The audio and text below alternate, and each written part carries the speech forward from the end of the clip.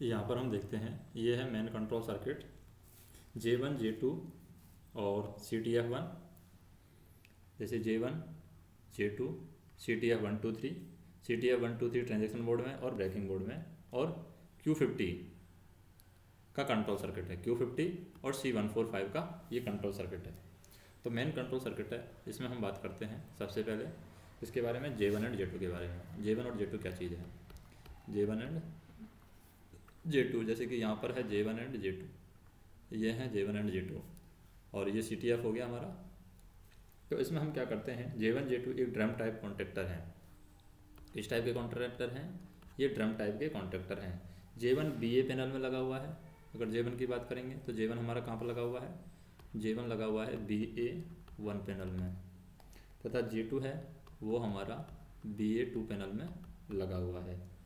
और J1 है, इसमें ट्रांजैक्शन मोटर 1 2 3 है। जो J1 होगा, J1 में ट्रांजैक्शन मोटर 1 2 3 होगा, और J2 के अंदर ट्रांजैक्शन मोटर है वो होगी 4 5 6। ये J2 के अंदर ट्रांजैक्शन मोटर होगी। तो इनके फील्ड करंट की दशा को हम नियंत्रित करते हैं। जैसे J1 है ट्रांजैक्शन मोटर 1 2 3 और J2 है ट्रांजैक्शन मोटर 4 5 6। इनके फील्ड करंट की दिशा को नियंत्रित करते हैं। जैसे J1 क्या करेगा, ट्रांजैक्शन मोटर 1 2 3 की फील्ड करंट की दिशा को नियंत्रित करेगा। J2 है ट्रांजैक्शन मोटर 4 5 6 की फील्ड करंट की दिशा को नियंत्रित करते हैं। J1 और J2 को फॉरवर्ड और रिवर्स में करने पर संबंधित EP वाल्व को एनर्जाइज और MPJ हैंडल के द्वारा किया जाता है। यानी हम J1 और J2 को जब इनको क्या करते हैं, हम फॉरवर्ड और रिवर्स करते हैं, forward and reverse. J1 and J2 को फॉरवर्ड एवं रिवर्स की करने के लिए J1 तथा J2 की फॉरवर्ड या रिवर्स की कॉइल एनर्जाइज होती है। तो हम क्या करते हैं, J1 और J2 को फॉरवर्ड या रिवर्स करने के लिए उससे संबंधित जो EP वाल्व है, J1 और J2 से संबंधित जो भी EP वाल्व है उसको एनर्जाइज, और यानी J1 J2 से संबंधित जो EP वाल्व है उसको एनर्जाइज किया जाता है, MPJ हैंडल के द्वारा उसको एनर्जाइज किया जाता है। जैसे हमारा जो MPJ हैंडल है, जैसे MPJ हैंडल है यहाँ पर, MPJ हैंडल हमारा जो है, MPJ हैंडल ये रहा, MPJ1 MPJ2 और इसी तरीके से यहाँ पर हैंडल दिया हुआ है। तो MPJ हैंडल है जो हमारा, MPJ हैंडल को फॉरवर्ड या रिवर्स पर रखने पर J1 और तथा J2 की फॉरवर्ड या रिवर्स की कॉइल एनर्जाइज होती है। जैसे MPJ1 को या MPJ को हम अगर फॉरवर्ड और रिवर्स दो पोजीशन है, तो MPJ को अगर फॉरवर्ड पर रखते हैं तो J1 और J2 की फॉरवर्ड कॉइल एनर्जाइज होती है, और MPJ को अगर रिवर्स पर रखते हैं तो J1 और J2 की रिवर्स कॉइल एनर्जाइज होती है। या फिर हम कह सकते हैं कि MPJ को फॉरवर्ड पर रखते हैं तो J1 की फॉरवर्ड कॉइल एनर्जाइज होती है, और MPJ को अगर रिवर्स पर रखते हैं तो J2 की रिवर्स कॉइल एनर्जाइज होती है। यानी MPJ को फॉरवर्ड या रिवर्स पर रखने पर J1 तथा J2 की फॉरवर्ड या रिवर्स की कॉइल एनर्जाइज होती है, और साथ ही साथ इनके साथ ही क्या होती है, इनके साथ ही साथ Q50 रिले भी एनर्जाइज होती है। कौन सी रिले एनर्जाइज होगी इनके साथ में? Q50 रिले, ये भी एनर्जाइज होती है। यदि किसी खराबी की वजह से J1 तथा J2 MPJ की पोजीशन के अनुसार उचित दिशा में नहीं जाते हैं, मान लीजिए कोई खराबी हो गई है और J1 और J2 ये MPJ की पोजीशन के अनुसार उचित दिशा में नहीं जा रहे हैं, जैसे MPJ को फॉरवर्ड रिवर्स कर रहे हैं तो उसके अकॉर्डिंग ये J1 और J2 की कॉइल है, ये J1 और J2 की जो फॉरवर्ड और रिवर्स कॉइल है वो एनर्जाइज नहीं हो रही है। या फिर हम कह सकते हैं कि किसी भी खराबी की वजह से J1 तथा J2 MPJ की पोजीशन के अनुसार उचित दिशा में नहीं जाते हैं, तो हमें क्या करना है, लॉ को ग्राउंड करके हमें HTC में जा करके मैनुअल कंट्रोल के द्वारा फिर हमें क्या करना है, लॉ को ग्राउंड करना है, और लॉ को ग्राउंड करके हम HTC में जाएंगे, और लॉ को ग्राउंड करके HTC में जा करके मैनुअल कंट्रोल द्वारा HTC में जा करके हम क्या करते हैं, मैनुअल कंट्रोल। तो मैनुअल कंट्रोल द्वारा या EP वाल्व के स्पेंडल को मैनुअली प्रेस करके उचित दिशा में ला सकते हैं। इसको मैनुअल कंट्रोल करेंगे मैनुअल कंट्रोल के द्वारा, या फिर EP वाल्व के स्पेंडल को, या क्या क्या करेंगे हम, EP वाल्व के स्पेंडल, तो EP वाल्व के स्पेंडल को हम मैनुअली प्रेस करके उचित दिशा में ला सकते हैं। EP वाल्व का जो स्पेंडल होगा उसके हम मैनुअली प्रेस करेंगे, और मैनुअली प्रवेश करके यानी मैनुअली प्रेस करेंगे उसको एसटीसी में जाकर के मैनुअल कंट्रोल के द्वारा, या फिर ईपी वाल्व के स्पेंडल को मैनुअली प्रेस करके हम उसको उचित दिशा में ला सकते हैं।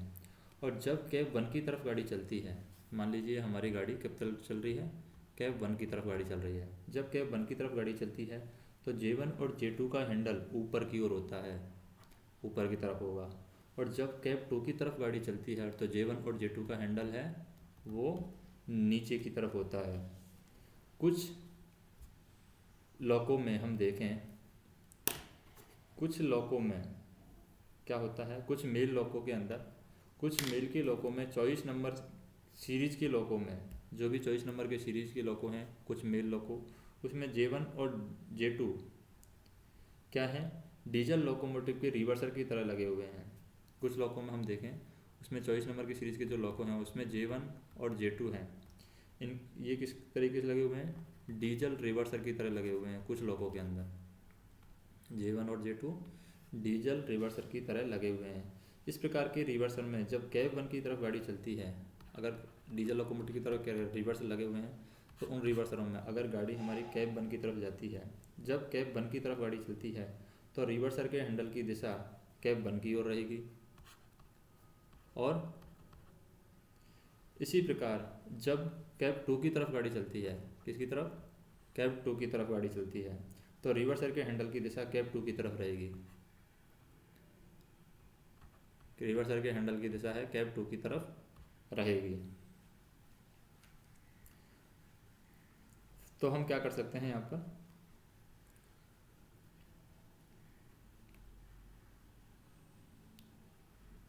यहाँ पर हमें ध्यान रखना है कि रिवर्सर के हैंडल की दिशा के विपरीत कॉन्टैक्टर की दिशा होती है। जैसे रिवर्स, अगर हमारा रिवर्सर की दिशा के विपरीत होती है कॉन्टैक्टर की दिशा, अगर रिवर्सर की दिशा ऊपर है तो कॉन्टैक्टर नीचे होगा। इस तरीके से दिशा विपरीत रहती है। हमें ये ध्यान रखना है कि रिवर्सर के हैंडल की दिशा के विपरीत कॉन्टैक्टर की दिशा होती है, अतः उस पर बने और फॉरवर्ड रिवर्सर के लिए तीर के चिन्ह से भ्रमित ना हो। यानी रिवर्सर की दिशा के विपरीत हमारे कॉन्टैक्टर की दिशा रहेगी। J1 J2 रिवर्सर हैं, इनकी दिशा के विपरीत कॉन्टैक्टर की दिशा होती है। इनमें तीर के चिन्हों से हमें भ्रमित नहीं होना है। जब डेड लॉक को क्लियर करना हो तब डेड लॉकों के रिवर्सर को मैनुअली न्यूट्रल में ला करके लॉक कर देना चाहिए। जब हमें डेड लॉकों को क्लियर करना है तो डेड लॉकों के जो रिवर्सर हैं J1 एंड J2 उनको हमें मैनुअली न्यूट्रल पर लाना है, मैनुअली न्यूट्रल पर लाना है और क्लियर कर देना है।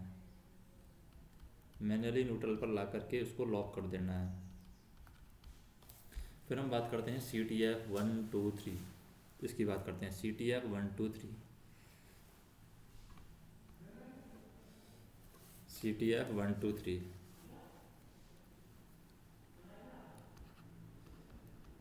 CTF 1 2 3 इसके द्वारा हम क्या करेंगे, CTF 1 2 3 के द्वारा जब ट्रैक्शन ब्रेकिंग इन्वर्टर के नाम से भी जाने जाते हैं, तो ये CTF 1 2 3 है। ये किसके नाम से जाना जाता है, CTF 1 2 3 है। ये ट्रैक्शन ब्रेकिंग इन्वर्टर के नाम से जाना जाता है। ट्रैक्शन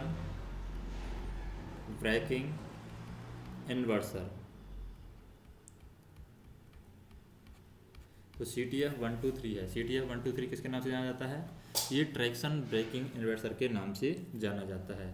CTF 1 BA1 पैनल में और CTF 2 तथा CTF 3 है, ये BA2 पैनल में होते हैं। जैसे CTF 1 है ये तो BA1 पैनल में होता है, लेकिन CTF 2 और CTF 3 हैं ये BA2 पैनल में होते हैं दोनों।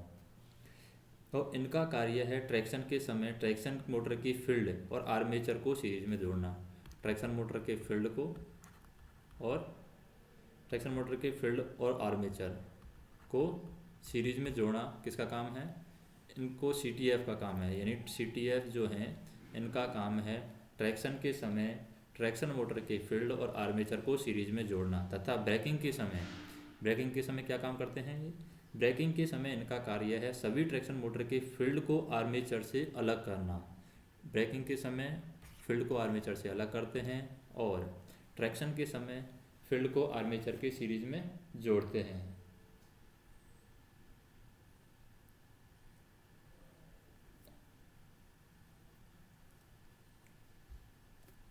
अब हम बात करते हैं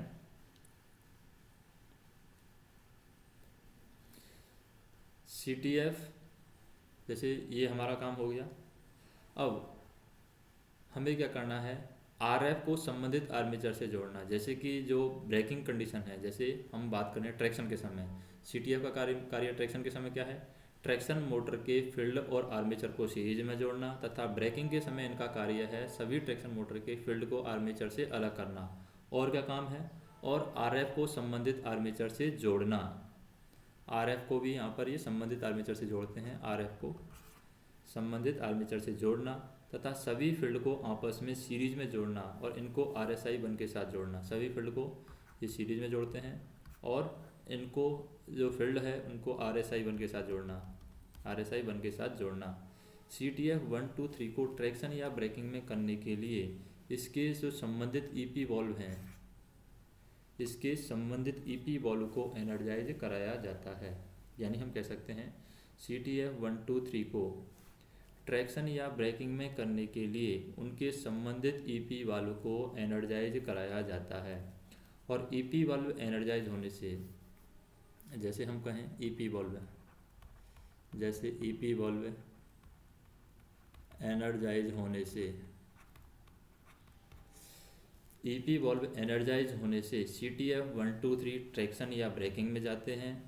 जैसे हम EP वाल्व को एनर्जाइज कराते हैं तो EP वाल्व एनर्जाइज होने से CTF 1, 2, 3 या ट्रैक्शन या ब्रेकिंग में जाते हैं। साथ ही साथ रिले Q50 भी हमारी क्या होती है, रिले Q50 भी हमारी एनर्जाइज होती है। और ब्रेकिंग के समय CTF 1, 2, 3 के इंटरलॉक के द्वारा C145 पिकअप हो जाता है।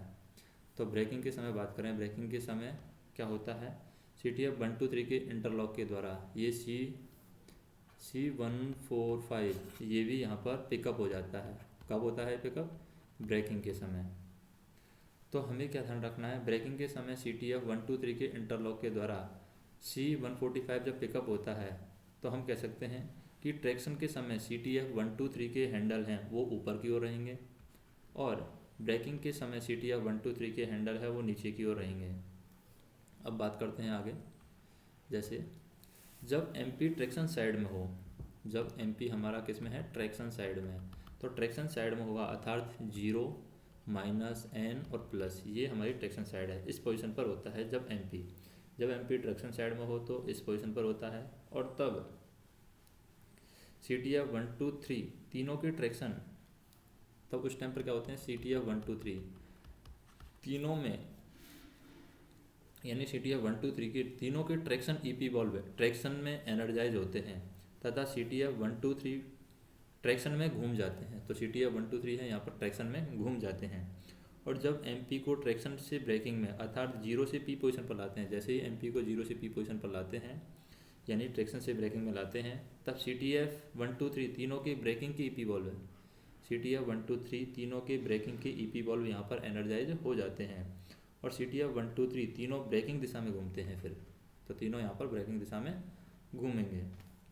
तो कुछ BHEL के लोकोमोटिव में traction braking inverter diesel locomotive के VKT की तरह कार्य या VKT की तरह लगे हुए हैं। यानी हम कह सकते हैं कुछ BHEL ने लोकोमोटिव बनाए हैं अपने, भेल कंपनी है इसने, इसके लोकोमोटिव के अंदर क्या बताया गया है, कुछ BHEL के लोकोमोटिव में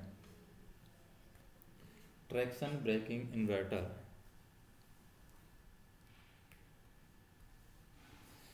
कुछ BHEL के लोकोमोटिव में traction braking inverter diesel locomotive के VKT की तरह लगे हुए हैं। इस प्रकार के ट्रैक्शन ब्रेकिंग इन्वर्टर को जब ट्रैक्शन की तरफ रखना हो, जैसे कुछ BHEL में ट्रैक्शन ब्रेकिंग इन्वर्टर लगा हुआ है, ट्रैक्शन ब्रेकिंग इन्वर्टर ये किस में लगा हुआ है, कुछ लोकोमोटिव में, BHEL के लोकोमोटिव हैं उनमें ट्रैक्शन ब्रेकिंग इन्वर्टर लगा हुआ है। अब इस प्रकार के ट्रैक्शन ब्रेकिंग इन्वर्टर को जब ट्रैक्शन की तरफ रखना हो, जब हम ट्रैक्शन की तरफ रखते हैं, इस ट्रैक्शन ब्रेकिंग इन्वर्टर को जब ट्रैक्शन की तरफ रखते हैं तो CTF 1, 2, 3 के हैंडल की दिशा कैब 1 की तरफ होगी, कैब 1 की तरफ होगी इसकी दिशा। और इसी प्रकार जब ब्रेकिंग की तरफ रखना है इसको तो CTF 1, 2, 3 के हैंडल की दिशा है वो कैब 2 की तरफ होगी, यहाँ पर कैब 1 की तरफ होगी। ध्यान रहे यहाँ पर क्या ध्यान रखना है कि CTF के हैंडल की दिशा के विपरीत कॉन्ट्रैक्टर की दिशा होती है। जैसे कैब 1 की तरफ दिशा होगी तो कॉन्ट्रैक्टर की दिशा होगी कैव 2 की तरफ। इसी तरीके से कैव 2 की तरफ अगर CTF 1 2 3 की दिशा है तो कॉन्ट्रैक्टर की दिशा होगी कैव 1 की तरफ, यानी कॉन्ट्रैक्टर की दिशा विपरीत होती है। अतः इस पर बने फॉरवर्ड और रिवर्स के लिए तीर के चिन्हों से हमें भ्रमित नहीं होना है। अब बात करते हैं Q50 की कि Q50 मेन कंट्रोल रिले है वो किस तरीके से काम करती है, क्या सिस्टम है यहाँ पर Q50 का। Q50, तो Q50 की बात करें, यह मेन कंट्रोल रिले है Q50, और ये कहाँ पर लगी हुई है, ये रिले बोर्ड पर लगी हुई है, रिले बोर्ड पर। और इस रिले में कुछ उपकरणों का सुपरविजन करती है। कौन कौन से उपकरणों का सुपरविजन करती है Q50 रिले? J1 और J2 का सुपरविजन करती है, CTF 1 2 3 का सुपरविजन करती है, और C145 इसका भी सुपरविजन Q50 रिले करती है। अब हम बात करते हैं जैसे Q50 रिले इन सबका सुपरविजन करती है, और यह रिले कुछ रिले को भी कंट्रोल करती है। कौन कौन सी रिले को कंट्रोल करती है ये Q50 रिले? तो जैसे सुपरविजन कर रही है, सुपरविजन रिले हम कह रहे हैं इसको, कौन कौन से रिले का ये कंट्रोल करती है? सभी जो लाइन कॉन्ट्रैक्टर हैं उनका भी ये सुपरविजन करती है, यानी उनको कंट्रोल करती है, सभी लाइन कॉन्ट्रैक्टर को, सभी लाइन कॉन्ट्रैक्टर। दूसरा क्या करती है ये? VE1 वाल्व का, VE1 वाल्व का रिले का कंट्रोल करती है। VE2 रिले वाल्व को भी ये कंट्रोल करती है। VE1 के द्वारा रिग्रेशन आता है और यानी नॉच बढ़ते हैं, VE2 के द्वारा नॉच घटते हैं, तो उनको भी ये कंट्रोल करती है। Q50 रिले के एनर्जाइज होने की शर्त क्या है? तो Q50 रिले के एनर्जाइज होने की शर्त हम देखते हैं किस तरीके से Q50 रिले एनर्जाइज होती है। तो Q50 रिले के एनर्जाइज होने की शर्त है, पहला तो DJ क्लोज होना चाहिए, DJ क्लोज। दूसरी शर्त में है कि MP 0 या P पर होना चाहिए, या तो ट्रैक्शन में होना चाहिए MP, या फिर ब्रेकिंग में होना चाहिए 0 या P पर। और तीसरा है ग्रेजुएटर है हमारा वो 0 पर होना चाहिए, यानी कोई भी नॉच नहीं होना चाहिए। फिर चौथा है हमारा MPJ है वो या तो फॉरवर्ड में होना चाहिए या फिर रिवर्स में होना चाहिए। और फिर हम बात करें पांचवा, MPJ की पोजीशन के अनुसार, MPJ की पोजीशन के अनुसार CTF 1 2 3, CTF 1 2 3 ये या तो ट्रैक्शन में होना चाहिए या फिर ब्रेकिंग में होना चाहिए। सातवां पॉइंट है हमारे पास में C145 अगर ट्रैक्शन है, ट्रैक्शन के समय ये ओपन रहना चाहिए, और ब्रेकिंग हो रही है तो ब्रेकिंग के समय C145 क्लोज होना चाहिए। अब मान लीजिए किसी कारण से Q50 रिले एनर्जाइज नहीं होती है तो हमें क्या संकेत मिलेंगे? जैसे Q50 रिले एनर्जाइज नहीं हुई तो क्या संकेत मिलेंगे? पहला संकेत की बात करें, दोनों कैब में LSB जलेगी, एक तो ये संकेत मिलेगा। दूसरा क्या संकेत मिलेगा? सभी लाइन कॉन्ट्रैक्टर क्लोज नहीं होंगे और नॉचेज नहीं आएंगे, ना तो नॉच आएंगे और सभी लाइन कॉन्ट्रैक्टर यहाँ पर क्लोज नहीं होंगे। यदि Q50 रिले एनर्जाइज नहीं होती है तो उसे वेज करके गाड़ी काम कर सकते हैं, यानी Q50 रिले को हम वेज कर सकते हैं, और हम कह सकते हैं कि यदि Q50 रिले एनर्जाइज नहीं होती है तो उसे वेज करके गाड़ी काम कर सकते हैं। फिर Q50 वेज करने के पूर्व की सावधानियां क्या हैं? Q50 वेज करने के पूर्व की सावधानियां,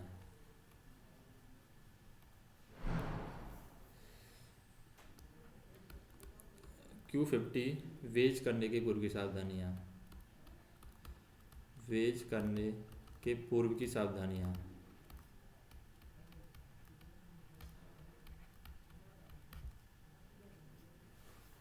Q50 वेज करने के पूर्व की सावधानियां क्या है? जैसे Q50 वेज करना चाह रहे हैं तो उसके पूर्व की सावधानियां पहले हम देखें कि सावधानियों में क्या है। अगर जो एनर्जाइज होने की शर्तें हैं वही लगभग सावधानी हो जाती हैं, जैसे कि MP हमारा 0 पर होना चाहिए, ग्रेजुएटर हमारा 0 पर होना चाहिए बेज करने से पहले, बेज से पूर्व की सावधानियाँ, MP 0 पर, ग्रेजुएटर 0 पर। फिर दूसरा है MPJ की पोजीशन के अनुसार J1 और J2 हैं वो सही दिशा में होने चाहिए। तीसरा है CTF 1 2 3 ट्रैक्शन में होना चाहिए, CTF 1 2 3 ये ट्रैक्शन में होना चाहिए, ये हमें चेक कर लेना। और चौथा हमें चेक कर लेना है कि C145 है ये कॉन्ट्रैक्टर ओपन होना चाहिए, इसका ओपन होना सुनिश्चित करना है। यदि LSC 145 दिया है तो उसका बुझा होना सुनिश्चित करना है। अगर यहाँ पर LSC 145 यानी कि कॉन्ट्रैक्टर 145 के लिए अगर लैंप दिया हुआ है तो उसका भुजा होना सुनिश्चित करना है। क्या सुनिश्चित करना है? उसका भुजा होना सुनिश्चित करना है। फिर है Q50 वेज करने के बाद की सावधानियाँ। Q50 वेज करने के बाद की सावधानियाँ क्या है? Q50 वेज करने के बाद की सावधानियाँ। तो Q50 वेज करने के बाद की सावधानियाँ क्या क्या हो सकती हैं? Q50 को वेज कर दिया तो उसके बाद की सावधानियाँ, जैसे पहली बात सावधानी की बात करें हम कि MPJ की पोजीशन बदलने पर J1 तथा J2 की सही दिशा में होना चेक करना है। क्या करना है? MPJ की पोजीशन के बदलने पर J1 J2 हमारे सही दिशा में चेक होने चाहिए, यानी सही दिशा में है कि नहीं है, ये हमें चेक कर लेना है बेस करने के बाद में कि MPJ की पोजीशन हमने बदली है तो J1 और J2 की सही दिशा में बदले हैं कि नहीं है, बदले हैं, उनका सही दिशा में होना चेक करें। और यदि नॉच पर अगर DJ ट्रिप होता है तो ग्रेजुएटर को 0 पर लाने के लिए MP को 0 पर करें। तो अगर नॉच लेने पर DJ ट्रिप होता है तो हम क्या करते हैं? ग्रेजुएटर को 0 पर लाते हैं। तो ग्रेजुएटर पर 0 पर लाने के लिए हमें MP को भी 0 पर लाना होगा। तीसरा हम क्या करेंगे? अगर Q50 वेज है तो हम सेंटिंग नहीं करेंगे, सेंटिंग करने से बचेंगे। चौथा काम क्या करना है? हमें DVR का इस्तेमाल नहीं करना है। हमें किसका इस्तेमाल नहीं करना है? DVR का इस्तेमाल नहीं करना है, ये भी हमें ध्यान रखना है।